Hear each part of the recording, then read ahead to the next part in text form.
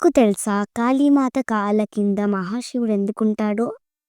ఒకసారి రాక్షసులందరూ రక్తబీజుడు ఆధీనంలో దేవతల మీదకి యుద్ధానికొచ్చారు.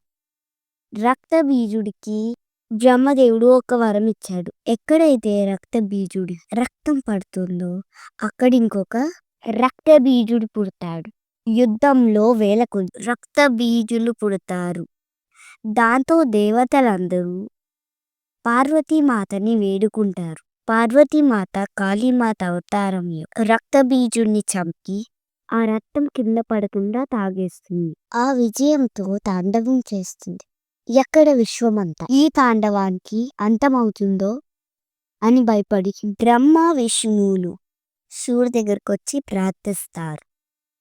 అప్పుడు శివుడు అమ్మవారు వెళ్ళే దారిలో పడుకుంటారు. అప్పుడు కాళీమాత ఎడమ కాలు శివుడిపై పడుతుంది.